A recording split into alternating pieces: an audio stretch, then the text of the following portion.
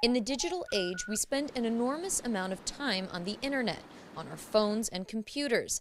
Companies that connect you with services keep a record of where you go, what you do, who you communicate with, and what you buy on a daily basis.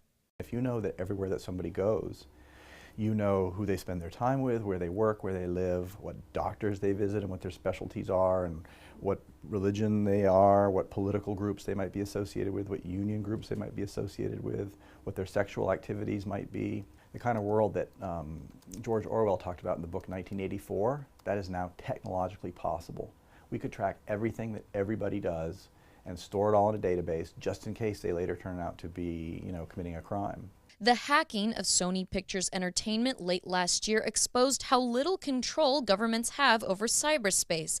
In a recent speech at Stanford University, President Obama implied that sharing data with the government would prevent future attacks.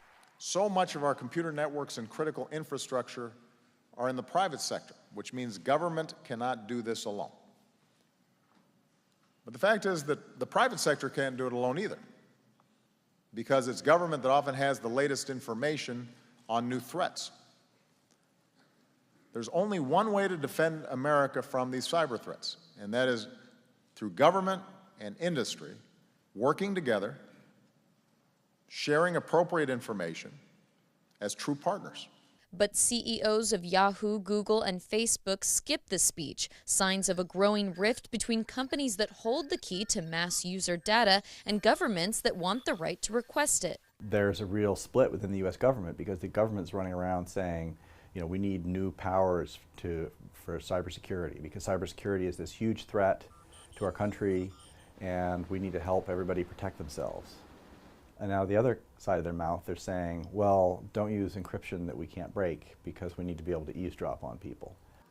Less than 2 years after documents released by Edward Snowden revealed the National Security Agency collected sweeping amounts of metadata without permission, the FBI and NSA are now pushing for a law that would require companies to provide a backdoor to encrypted communication, a policy that opponents have compared to drilling a hole in a windshield. If we're going to build defects, backdoors, or golden master keys for the U.S. government, do you believe we should do so? We have about 1.3 billion users around the world. Should we do so for the Chinese government, the Russian government, the Saudi Arabian government, the Israeli government, the French government? I am the first to acknowledge there's international implications to this. I think we can work our way through this.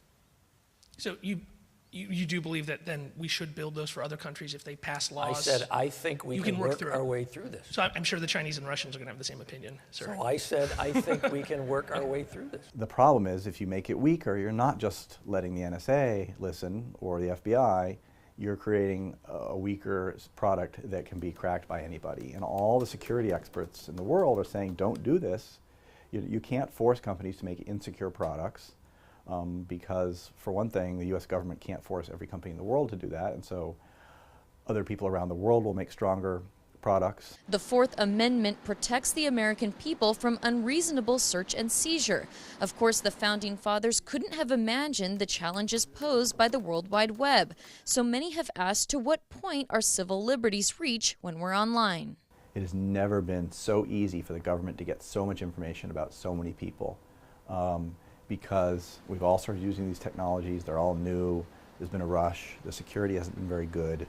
So the NSA and other agencies have been able to get an enormous amount of information. But now there's a backlash when people realize exactly how extensive the government's eavesdropping programs are, thanks to Edward Snowden.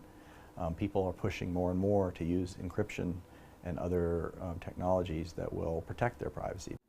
In what's been referred to as the golden age of eavesdropping, some companies have set up encryption that not even they would be able to break.